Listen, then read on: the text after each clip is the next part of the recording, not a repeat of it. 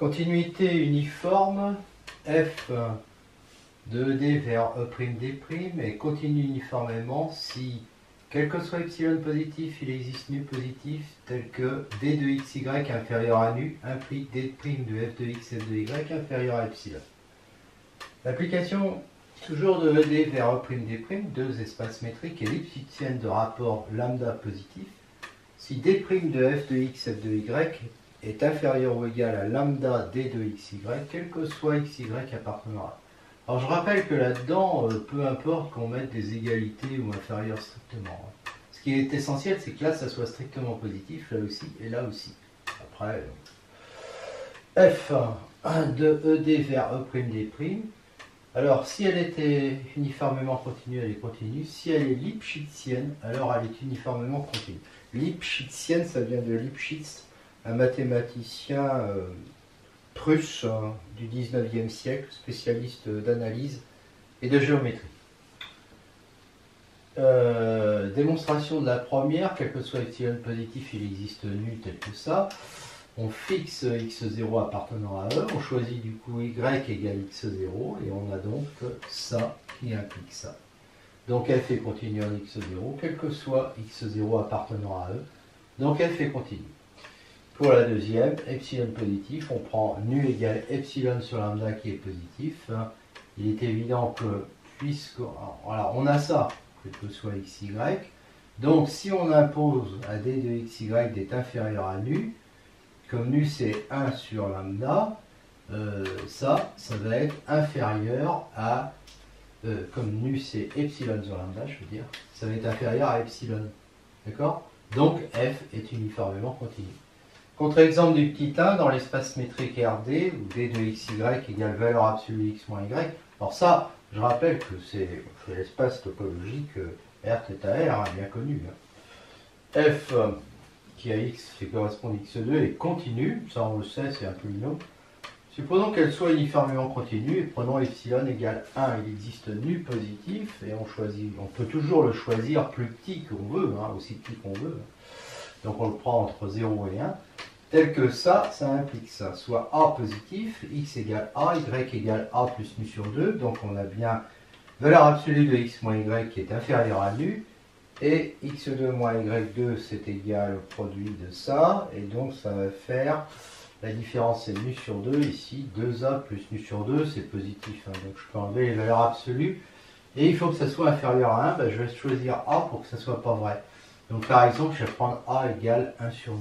Si je prends A égale 1 sur nu, ça me fait ça, fois 2a plus nu sur 2 égale nu sur 2 facteur de 2 sur nu plus nu sur 2, et ça nous fait 1 plus nu 2 sur 4, qui est supérieur à 1, et donc ça ne va pas marcher, c'est-à-dire que si je prends x égale 1 sur nu,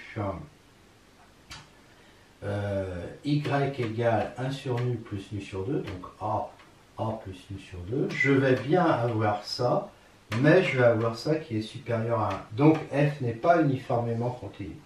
Alors remarquons que ce choix de A est possible, parce que quand nu est positif, là, s'il devient très petit, 1 sur nu, c'est proche de l'infini. Donc ça, ce choix de A, il est possible parce que R n'est pas borné. Parce qu'on verra qu'avec le théorème de Hein, si on part d'un ensemble qui est compact, eh bien, continuité implique uniformément continu. Donc là, c'est pas le cas. Enfin, R n'est pas compact. Donc ED, x0 appartenant à E, qu'on fixe, donc F, l'application qui a x, fait correspondre d de x0x, donc ça appartient à R, est uniformément continu. En effet, si je prends x et y, valeur absolue de f de x moins f de y, ça fait ça. Et ça, on sait que c'est inférieur ou égal à d de xy. Donc si je prends epsilon positif, je vais choisir nu égale epsilon. Et comme ça, en ayant ça, je suis sûr d'avoir, comme ça va être inférieur ou égal à ça va être inférieur ou égal à epsilon, qui est égal à nu, donc je suis sûr d'avoir ça.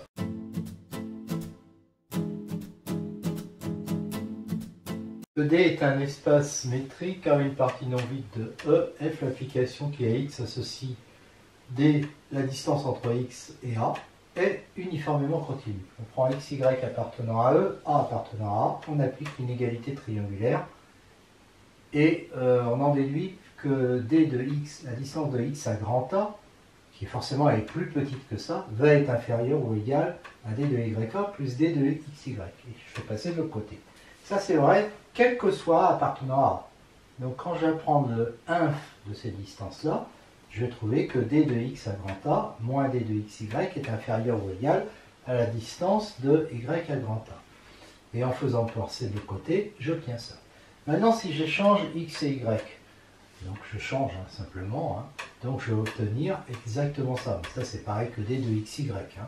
Et donc j'obtiens finalement, avec ça et ça, que d de xa moins d de yk est compris entre moins d de xy et d de xy, d'où j'en déduis que ça, quel que soit xy appartenant à E, ce qui veut dire que donc ça c'est f de x moins f de y en valeur absolue, inférieur ou égal à d de xy, donc f est lipschitzienne de rapport 1, donc uniformément continue.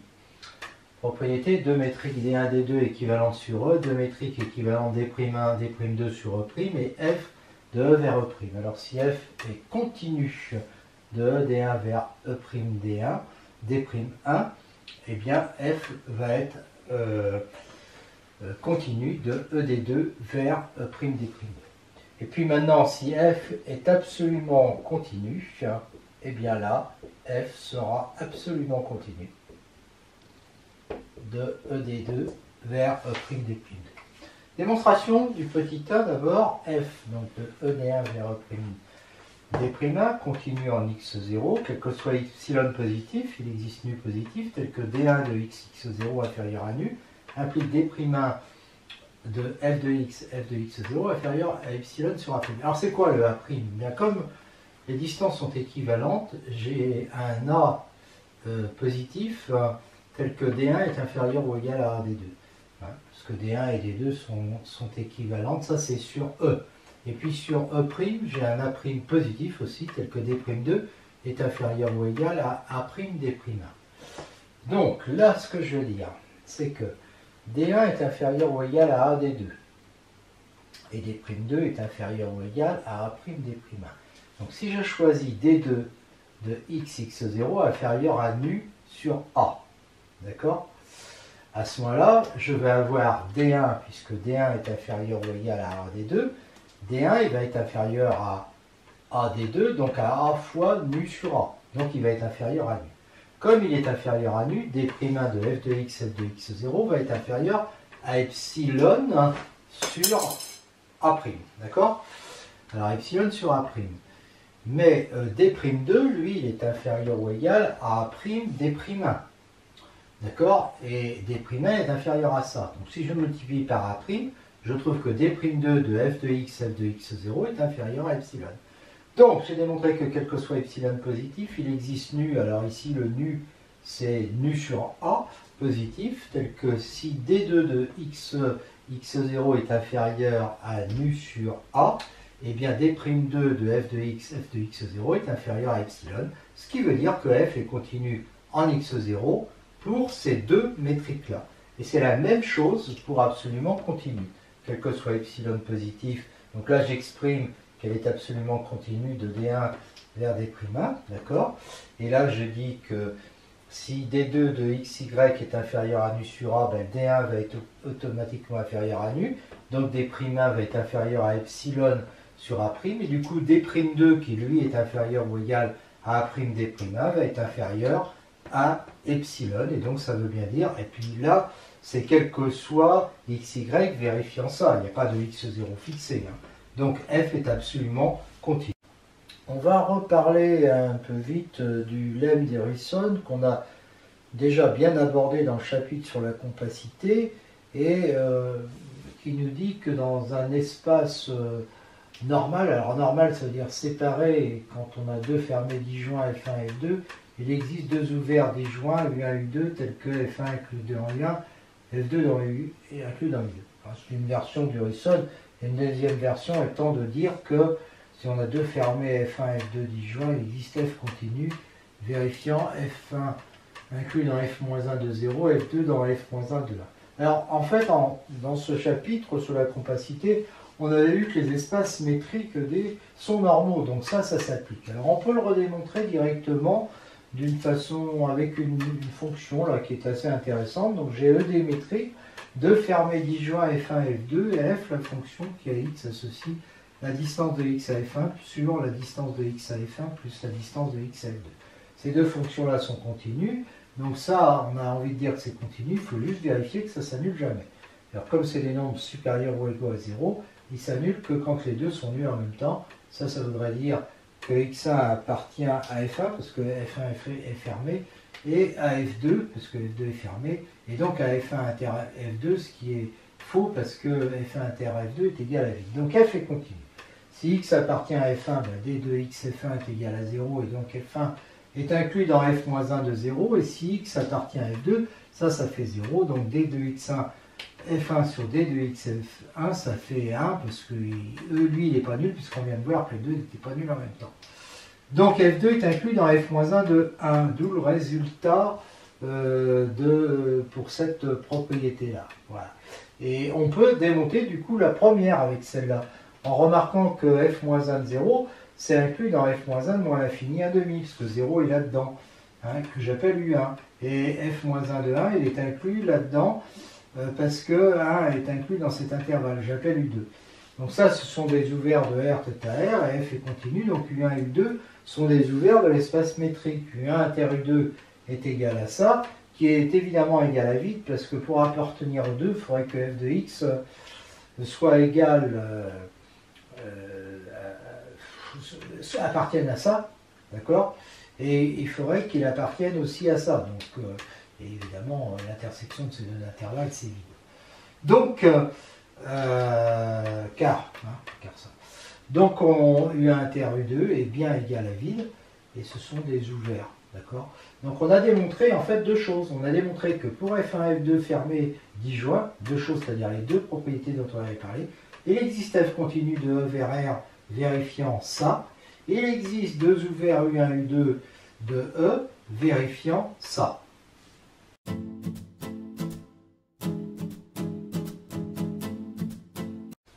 ED est comme d'habitude un espace métrique, F une application de E croix de E munie de la métrique DS, DS celle-là, hein, métrique du sup, donc qui a XY fait correspondre D de XY. Et bien cette fonction est uniformément continue, et comme DE et D sigma sont équivalentes à DS, c'est vrai aussi quand on remplace DS par DE ou la distance euclidienne ou D sigma. Je rappelle les définitions de DE et de D sigma. Démonstration donc avec DS, en prenant AB, A'B' appartenant à E, on applique l'inégalité triangulaire, d'où on déduit ça, et en échangeant AB et A'B', on a aussi ça, d'où on déduit ça. Si bien qu'on voit que ce truc-là, là, c'est coincé entre ça et ça, c'est-à-dire deux nombres opposés, et donc en valeur absolue, on obtient ça.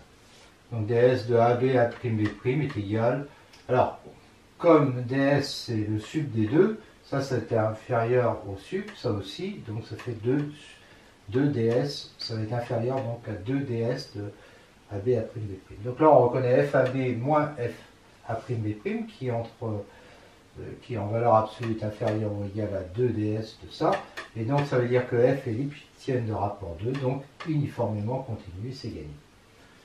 ED, toujours espace métrique, de parties non vides AB compacte, alors il existe AB appartenant à A croix B tel que D de AB est égal à D de AB. Enfin, là on se comprend, hein, les ensembles et puis là des éléments. Démonstration, A croix B est un compact de cet ensemble-là. Ça c'est la topologie produite des topologies induites par les distances. Mais ça, on sait que c'est pareil que θ/ds, c'est pareil que θ/dE et pareil que θ/d sigma d'ailleurs. Et F est continu, parce que uniformément continu. Donc F est borné et atteint ses bornes. En particulier la borne inférieure. Mais la borne inférieure, c'est quoi?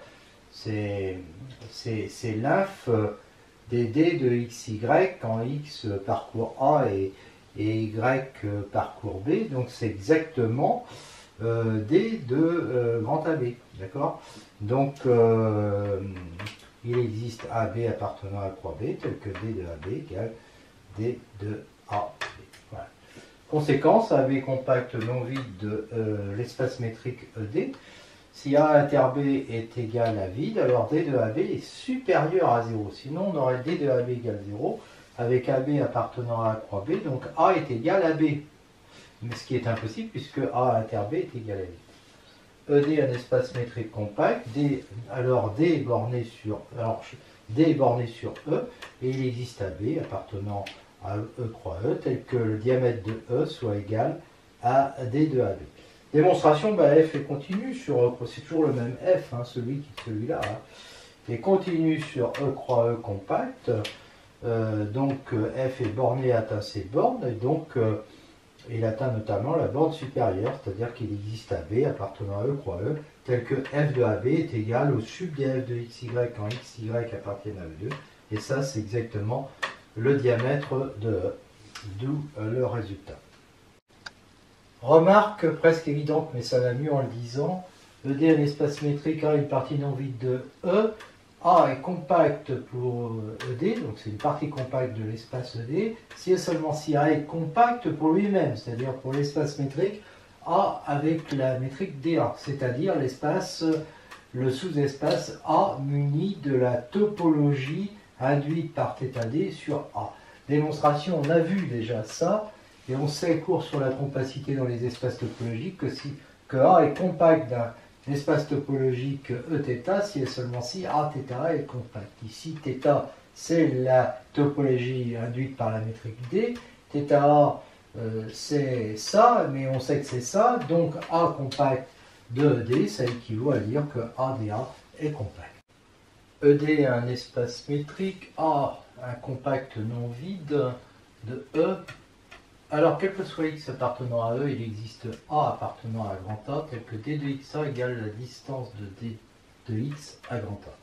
Démonstration, on reprend F, l'application qui a Y appartenant à ED associe D de XY appartenant à R. Elle est uniformément continue, on l'a vu, donc continue, donc bornée sur le compact A de E et atteint ses bornes. Donc il existe A appartenant à grand A, tel que F de A est égal à 1 f de y pour y appartenant à A, et ça c'est exactement D de xa, d'où le résultat. Remarque qu'il n'y a pas forcément une unicité du petit a, par exemple dans grand R, j'ai ces deux intervalles fermés, bornés, donc compacts. Si je prends leur réunion, elle est compacte aussi. Si je prends 0, je me mets pile au milieu, hein, donc 0 n'appartient pas à A. La distance entre x et A est toujours égale, que vu que x vaut 0 à valeur absolue de A, il est évident que la plus petite des distances entre, quand je prends petit a appartenant à grand A, c'est 1. Et elle est obtenue pour A égale moins 1, et puis A égale 1. Voilà. Isométrie, on a deux espaces métriques, D', D'. Une application F de D vers E', D' est une isométrie si elle est bijective. Alors ça, on est obligé de le dire, hein, parce que ce qui suit là, c'est-à-dire ça, D' de f de x, f de y égale D de xy, quel que soit xy appartenant à E2, ça n'implique pas la bijection. Alors f est un homéomorphisme, mais f-1 est aussi une isométrie, bon c'est évident, hein. Grâce à ça, f est lipschitzienne de rapport 1, donc uniformément continu, donc continu.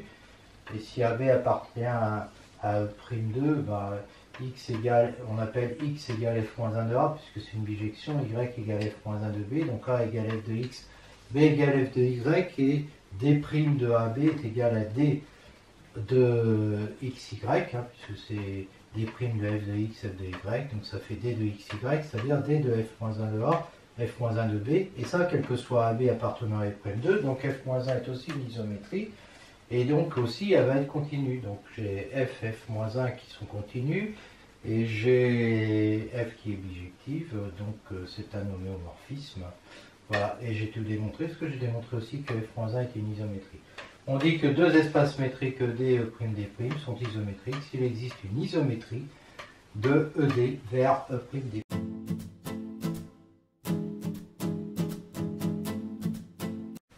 Voyons le théorème de Hein, du nom du mathématicien allemand spécialiste de théorie des fonctions et des séries de Fourier et aussi de topologie. On a une fonction f de l'espace métrique D vers l'espace métrique D'D' qui est continue. Si ED est compact, alors f est uniformément continu. Démonstration. Epsilon positif, x appartenant à E, il existe nu x positif tel que d de xy inférieur ou égal à nu x implique d' de f de x et de y inférieur ou égal à epsilon sur 2. Ça exprime la continuité en x. E est égal à l'union des boules de centre x et de rayon nu x sur 2 quand x appartient à E, et E est compact, donc il existe I fini, tel que E est l'union pour x appartenant à I des boules de x nx sur 2. Bon. Alors les x, on les appelle des xk pour k allant de 1 à n, et donc ça fait l'union de 1 à n des boules de xk nu xk sur 2. Soit nu l'inf de ces nu xk sur 2, et on choisit xy appartenant à E tel que d de xy est inférieur ou égal à nu. Bah, forcément, comme on a ce recouvrement de E, il existe k tel que x appartient à une boule de centre xk et de rayon nu xk sur 2. Donc on aura ça. Et donc on aura ça. D'accord? D de yxk est inférieur ou égal à d de yx plus d de xxk. Ça c'est inférieur ou égal à nu, ça à nu xk sur 2, mais nu il est plus petit que nu xk sur 2. Donc ça va être inférieur ou égal à nu xk. Donc comme on a ça, on va aussi avoir ça. Alors d' de f de x, f de y, inégalité triangulaire. Les deux sont inférieurs à epsilon sur 2, donc c'est inférieur à epsilon. Donc dès que d de xy est inférieur ou égal à nu, on a d de prime de f de x, f de y qui est inférieur ou égal à epsilon. Donc f est bien uniformément continu.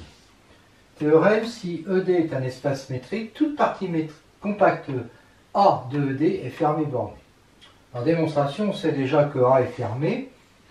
Et maintenant, on recouvre A par les Bx1 ou X appartenant à A. Donc, recouvrement par des ouverts, et A est compact, donc il exige J fini inclus dans A, tel que A est inclus dans ce que j'appelle grand X égale l'union pour X appartenant à J des Bx1. Les Bx1 pour X appartenant à J sont bornés, donc leur réunion qui est finie est bornée. Et A est inclus dans X qui est borné, donc A est borné. D'où le résultat.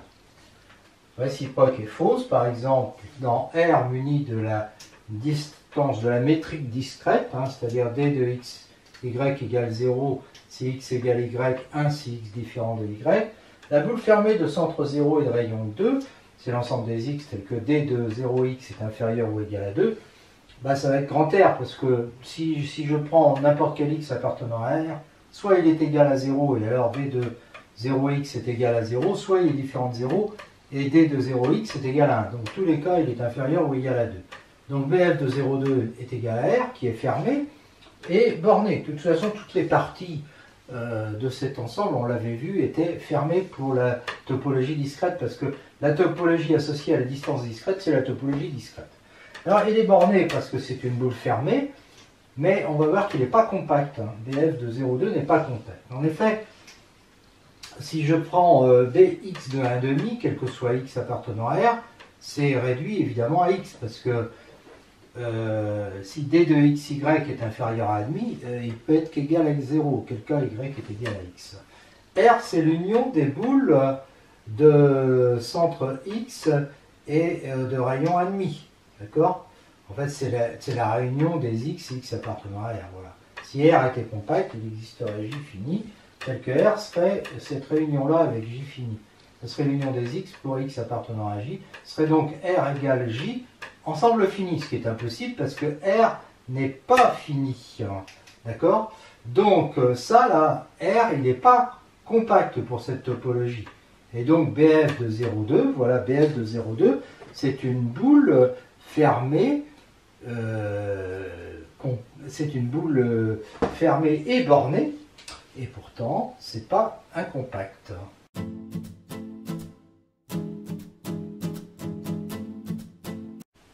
Rappel du premier chapitre de topologie.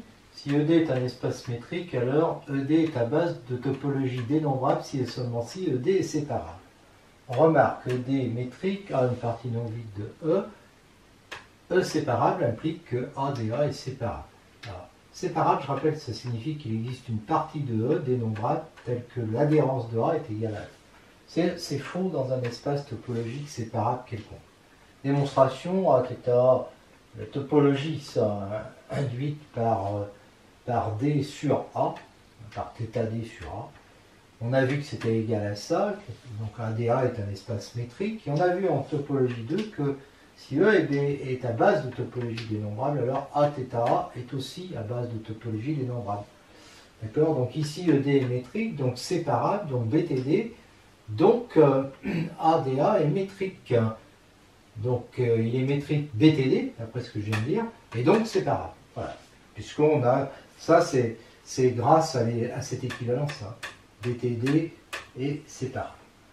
ED, un espace métrique, car une partie non vide de E, A appartenant à E, comme ED et BVD séparés. On a déjà démontré ça en fait hein, dans topologie 2. A appartient à l'adhérence de A si et seulement s'il existe une suite à n de A qui converge vers A. A est fermé si et seulement si, quelle que soit la suite convergente à n de A, elle converge dans A. Et A est une valeur d'adhérence de la suite xn si et seulement si il existe une sous-suite qui a pour limite A. F de ED vers E'θ'. Donc là, c'est un espace topologique, là c'est un espace métrique, A appartenant à E. F continue en A si et seulement si, quelle que soit la suite xn de limite A. Le fait qu'elle ait une limite A, ça implique que limite de f de xn est égale à f2. Donc ça marche parce que l'espace de départ est BVD, parce que là, il est métrique, c'est pour ça. Donc tout ça a été démontré en fait avant. Espace métrique précompact, ça c'est nouveau. ED est un espace métrique précompact si quel que soit R positif, il existe un recouvrement fini de X par les boules ouvertes de rayon R inférieur ou égal à epsilon. Alors en fait, je vais mettre ici epsilon. Voilà, ED compact implique ED précompact. Démonstration R positif, E, et on peut dire que c'est l'union des boules de X, de centre X et de rayon R pour X appartenant à E, mais E est compact. Donc il existe une partie finie de E telle que E égale la réunion pour X appartenant à cette partie des boules de X, de centre X et de rayon R. Bon, eh ben, c'est terminé. C'est terminé, c'est exactement ce qu'on voulait démontrer. Donc il est bien précompact. Si ED est précompact, alors il est séparable, donc à base de voisinage démontrable. À base de topologie dénombrable, pardon. Parce que ça, à base de voisinage dénombrable, je vous rappelle que c'est automatique. Hein. Et voilà. Donc c'est donc BTD. Démonstration, P appartenant à une étoile, il existe une suite telle que E est égale à ça. Ça c'est parce qu'il est précompact. D'accord? Soit A, l'ensemble des XPI, y compris entre A et NP, P appartenant à une étoile, c'est-à-dire la réunion de parties finies, donc c'est dénombrable. R positif et X appartient à E, et P appartenant à N, tel que P supérieur à 1 sur R. Grâce à ça, X appartient à une de ces boules. D'accord? Il existe donc I, tel que l'on est ça. À ce moment-là, ça veut dire que la distance de X à XPI est inférieure à 1 sur P, donc XPI appartient à cette boule, qui est inclue dans la boule XR. Ça, c'est un élément de A. D'accord, XPI. Alors ça, inclus parce que 1 sur P est inférieur à R. Donc, quel que soit X appartenant à E et R positif, ça, c'est non vide, puisque j'ai trouvé XPI qui appartenait à ça et à A. Donc, ça signifie que X appartient à A bar, à l'adhérence de A, quel que soit X appartenant à E. Donc, E est égal à l'adhérence de A. Et donc est séparable.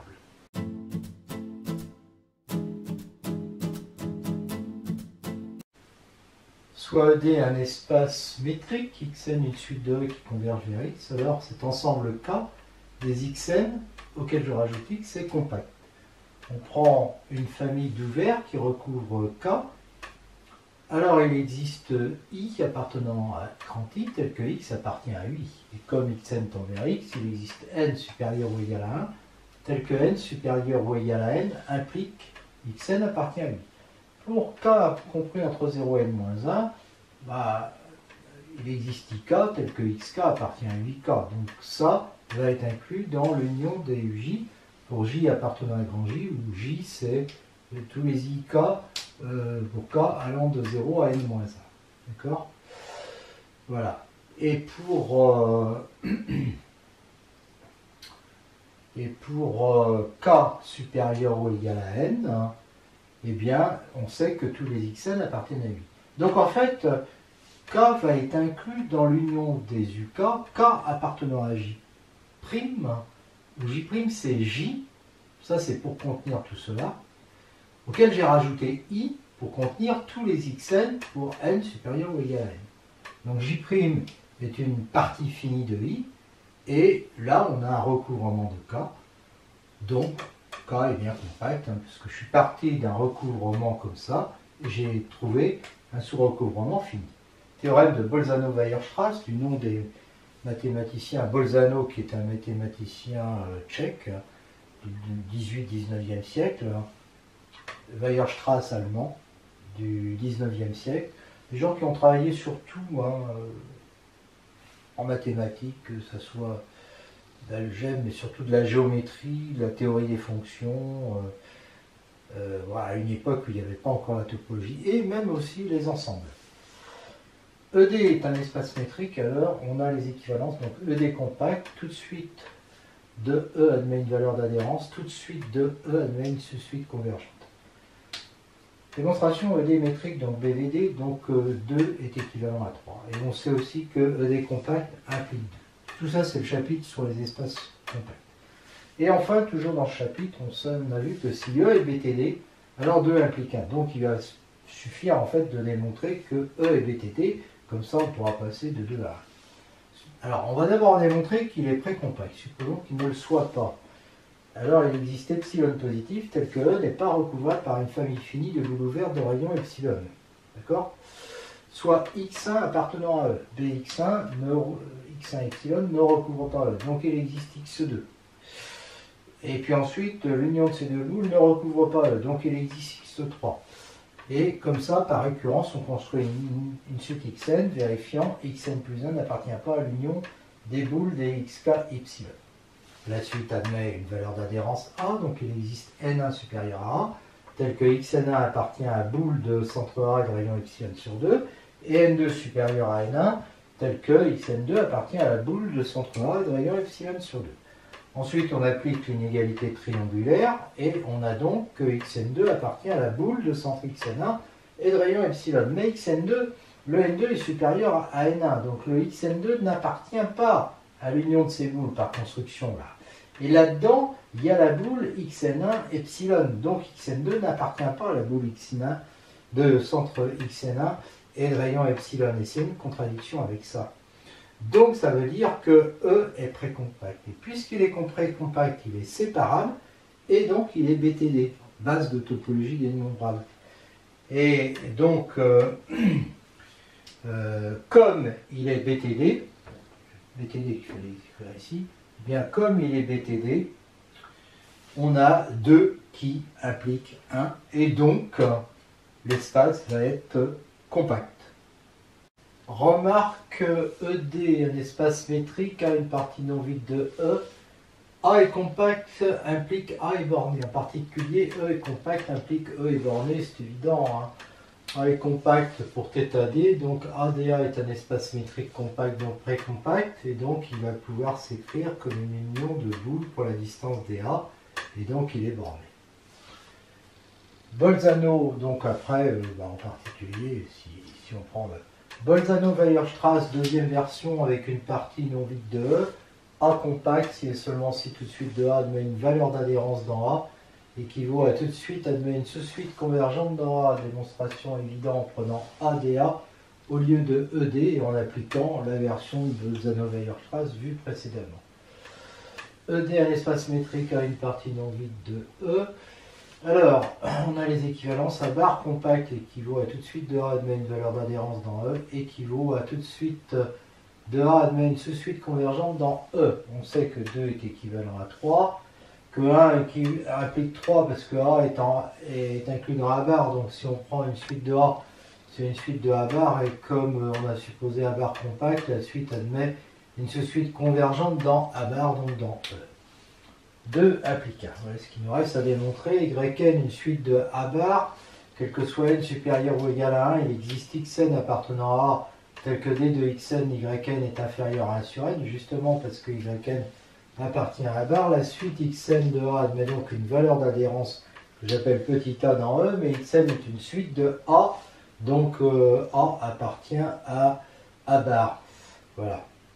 Alors, A appartient à A bar, montrons que A est une valeur d'adhérence de Yn, eh bien, soit R positif et N appartenant à une étoile, soit N1 supérieur ou égal à N, N1 appartenant à N, bien sûr, tel que N1 est supérieur à 2 sur R, A est une valeur d'adhérence de Xn, donc il existe N2 supérieur à N1, tel que Xn2 appartient à la boule A R sur 2, ce qui implique que D de A Xn2 est inférieur à R sur 2. Quel que soit N appartenant à N, on a ça. Donc D de Xn2 Yn2 est inférieur à 1 sur N2, qui est inférieur à 1 sur N1, parce que N1 est inférieur à N2, qui est inférieur à R sur 2 à cause de ça. D de A Yn2, alors ça c'est l'inégalité triangulaire, les deux sont inférieurs à R sur 2, donc ça va être inférieur à R. Donc quel que soit R positif et N supérieur ou égal à 1, il existe N2, puis, supérieur ou égal à N, parce que ça, tel que ça. Donc A est une valeur d'adhérence de Yn. Alors A appartient à A bar, donc ça on le sait, je l'ai déjà dit, parce que A bar était fermé et que les Yn appartiennent à A bar. Donc toute suite de A bar a une valeur d'adhérence dans A bar, ce qui veut dire que A bar est compact.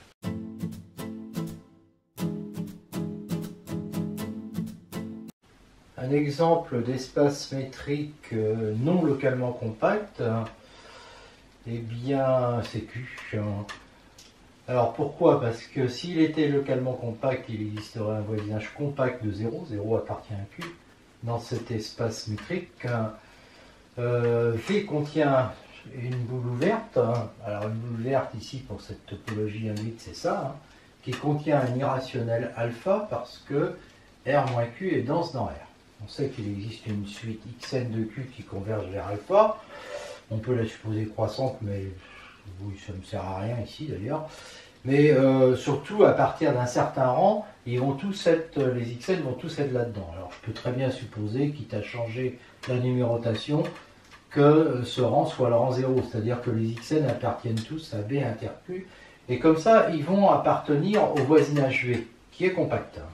D'accord? Et Xn va être une suite de V. Donc elle aura une valeur d'adhérence petit a dans V. On sait que cette valeur d'adhérence, elle va appartenir donc à Q, puisque V, les éléments de V sont des nombres rationnels. Mais Xn est convergent de limite alpha, et de limite alpha dans R. Donc alpha est la seule valeur d'adhérence dans R de cette suite, donc aussi dans Q. Et donc A va être égal à alpha. Et là il y a une contradiction parce que alpha n'appartient pas à Q, et ici A qui est égal à alpha appartient à Q. Donc il y a un problème, et donc ça veut bien dire que Q n'est pas localement compact.